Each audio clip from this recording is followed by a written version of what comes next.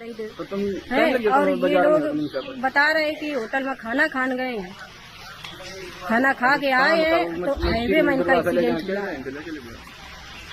बस इतनी बात जानकारी है जो हम बता रहे हैं। ये जो महिला बहुत ज़्यादा बकैती कर रही है, पटर पटर बोल रही है, इसके बारे में हम आज बात करेंगे। ये महिला कोई 50 साल बता रहा है, कोई 58 साल बता रहा है, कोई 47 साल बता रहा है। इसका कोई एग्जिट मतलब एज नहीं है। इस महिला की बकैती तो देखो। कहते जब खुदा हुस्न देता है तो जवानी आ ही जाती है। कहते हैं हम बेवफा नहीं थे सनम, वो तो समय हमें पागल कर गया। ऐसी सी शायरी है बहुत सारी। दोस्तों ये महिला इतनी मतलब खूंखार लेडीज है, इतनी खूंखार लेडीज है। पति मरा है 5 साल पहले।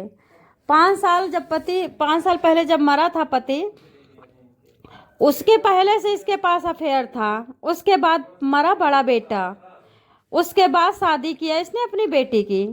अब इसके पास मात्र एक बेटा है, नाम प्रदीप है। उम्र अभी 30 साल है या 28 साल है, कुछ एग्जिट पता नहीं है। प्रदीप नाम का लड़का वो भी अपने पास नहीं रख रही हैं। जानते हो क्यों? पति मर गया कोई गम नहीं, बेटा मर गया कोई गम नहीं, बेटी की ब्याह हो गया कोई गम नहीं। अब प्रदीप मात्र बचा है। प्रदीप को भी ये रोटी बना के नहीं खिला सकती क्योंकि इनको जवानी चढ़ गई है।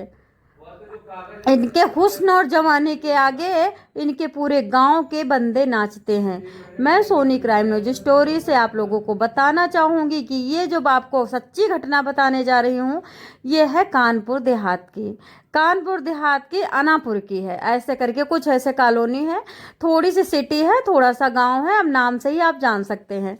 ये जहाँ पे रहती है, इसके घर के पास में इसके चाचा ससुर भी रहते हैं, बाबा ससुर भी रहते हैं, दादा ससुर भी रहते हैं। गांव देहात का इलाका है, वहां पे सारे रिश्तेदार हैं, कुनबा है, आन है, जान है।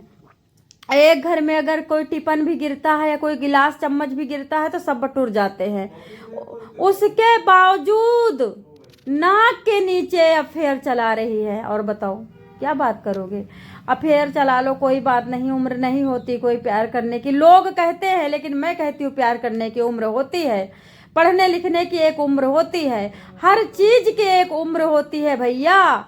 खाना खाने की एक उम्र होती है। कितने समय में आप 10 रोटी खाते हो, कितने समय में आप 5 पे आ जाते हो, कितने समय में 1 रोटी भी नहीं पचती आपको। बताइए, पचती है? हर चीज की उम्र होती है। शादी की उम्र होती है, ब्याह की उम्र होती है, बच्चा पैदा करने की उम्र होती है। अब इनके पति मर गए हैं। इनके पति थोड़ा अच्छा कमाते थे, ज़्यादा पैसा कमाते थे, तो परिवार से कोई ज़्यादा लेन देन नहीं था। अगर ये परिवार से लेन देन रखती, आना जाना रखती, तो शायद कोई 2 रुपया मांग लेता और शायद इनके घर में कोई आके बैठ जाता तो इनकी आशिकी कैसे छनती। ये जो छन्नी में चाय छान छान के पी रही थी, आशिकी वाली छन्नी चाय, वो कैसे छानती। तो दोस्तों अभी इनके पति मर गए तो इनके बेटे को एक दिन इसने देखा, इनके बेटे ने किसी के साथ गलत संबंध बना रही हैं। वो जो लड़का है वो गांव का ही पड़ोस का लड़का है। नाम उसका ऋषि टाइप का है, ऋषि, इसी तरह ऋषि मयंक टाइप का नाम है। वो लड़का इनके लड़के से उम्र में छोटा है। वो लड़का जहाँ पढ़ता था वहीं पे वो लड़का भी पढ़ता था। वो 5वीं में पढ़ता था तो वो लड़का दूसरी में पढ़ता था, मतलब 3 साल पीछे।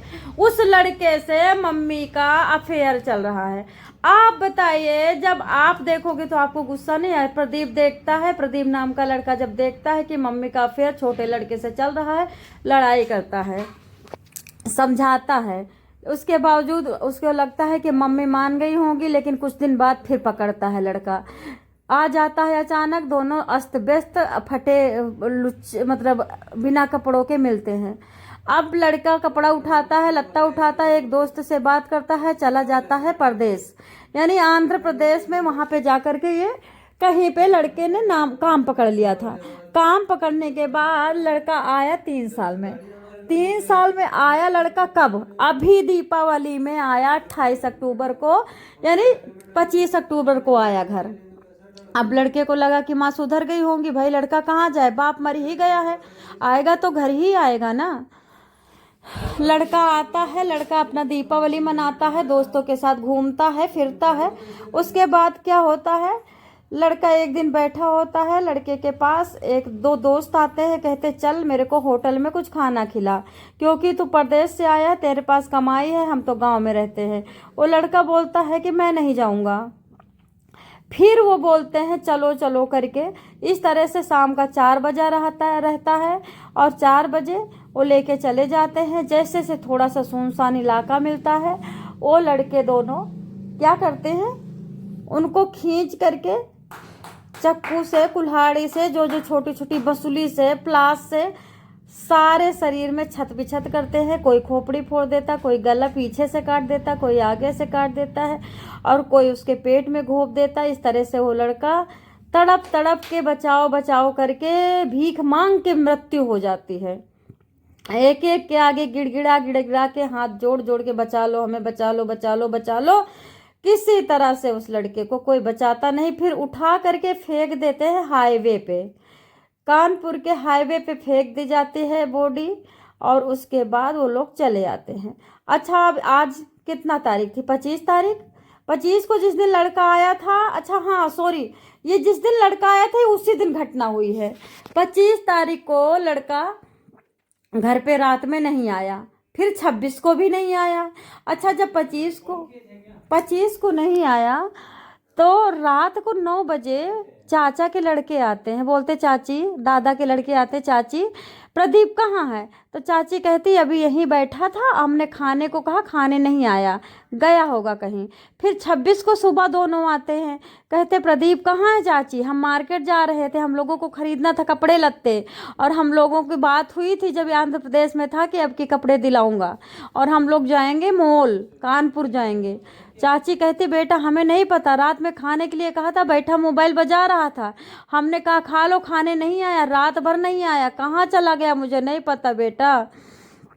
इस तरह से वो लोग लौट जाते हैं। फिर शाम को 26 को आते हैं, 26 को आकर के फिर पूछते हैं तो वो कहती है हमें नहीं पता, अभी तक नहीं आया, यानी 24 घंटे तक प्रदीप नहीं आता है। दोस्तों उसके बाद क्या होता है, वे लड़के जा करके डायरेक्ट, चाचा दादा के लड़के थे, सगे परिवार के लड़के थे, अपने भाई को बता करके FIR करवाते हैं, गुमशुदगी की रिपोर्ट लिखवाते हैं। तब पुलिस आकर के शिनाख्त करती है, पूछती है जाति किसी से दुश्मनी है? तो ये महिला कहती है मेरी सबसे बड़े प्यार मोहब्बत से बनती है। तो पुलिस कहती है कि तुम्हारा तो रिपोर्ट लिखाया गया है कि हत्या हुई है, या तो गुम उसके साथ कोई घटना हुई है, परिवार के लोगों ने लिखाया है। तो वो कहती परिवार के लोगों ने मेरे को देख करके जलते हैं, कभी साथ नहीं दिया। परिवार के लोगों ने मेरे को, मेरा पति मर गया, साथ नहीं दिया, मेरी बेटी की शादी हुई, साथ नहीं दिया, और साहब मेरा लड़का ढूंढ दो। तब तक खबर आती है कि चलो लाश की शिनाख्त कर लो। हाईवे पे ट्रक से इतनी कुचली गई थी वो लाश, इतनी कुचली गई थी लाश कि मतलब आप यूँ कह सकते हो कि पहचानने का कोई मतलब मकसद ही नहीं था। जब उस लाश को देखती है तो इतना रोती है माँ, इतना रोती है माँ, इतना रोती है, और बोलती है कि साहब जिन ट्रकन वालों ने हमारे बेटे को कुचला है उनको जल्दी पकड़ो, जल्दी पकड़ के मृत्यु दंड दो। मतलब उसके लिए ये डिमांड करती है फांसी की। अब आप समझ सकते हो। और सबसे मीडिया वाले से सबसे बोलती है कि मेरी किसी से कोई दुश्मनी, बड़ी अच्छी स्वभाव से, बड़े अच्छे से हमारे रिलेशन हैं, सब रिश्तेदार हमें प्यार करते हैं, सब हमारी हेल्प होती है। अभी ये बोल रही है। जब पुलिस आया था तो पुलिस से बोली थी किसी ने हमारी कोई हेल्प नहीं की। मीडिया वाले से बोल रही कि सब बड़े अच्छे, कोई हमारे बेटे को क्यों मारेगा, वो तो ट्रक वाले ने कुचल दिया। मतलब बार बार वो जोर देती है कि ट्रक वाले ने कुचल दिया, ट्रकन वालों को पकड़ो।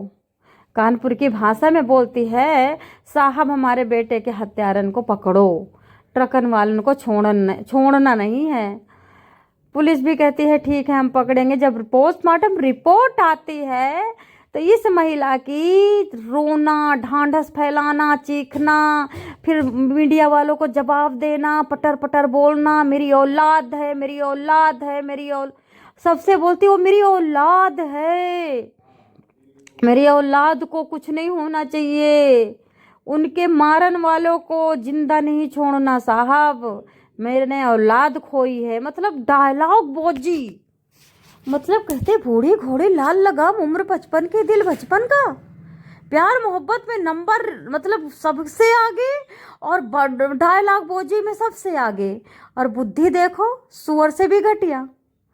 इससे तो अच्छी सुअर है यार डायन है जो अपने बच्चों को नहीं खाती। इससे तो अच्छी सुअर है जो अपने 16-16 बच्चों को लेकर के कीचड़ में, अपने को कीचड़ में डाल के बच्चों की रक्षा करती है। जब पोस्टमार्टम रिपोर्ट आती है तो पता चलता है कि उसके चोट थे, गले पे चोट थे, पेट में चाकू भोंका था, सर पे हथौड़ी मारी गई थी, पेट में कई चाकू थे, उसको कील से और कुल्हाड़ी से काटा गया था, ये सब बताते हैं। और जो ट्रक उसके ऊपर से गुजरे थे वो कब गुजरे थे, थोड़ी देर बाद गुजरे थे। मार जब हथौड़ियों की उसमें दिखती है वो पहले दिखती है।